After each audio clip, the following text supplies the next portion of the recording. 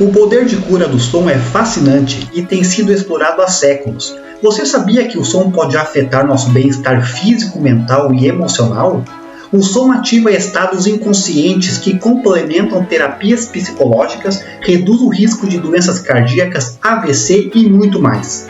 Em resumo, o som é uma ferramenta poderosa para harmonizar corpo e mente, proporcionando saúde e vitalidade. Então, você sabia disso? Curta, compartilhe e inscreva-se no canal.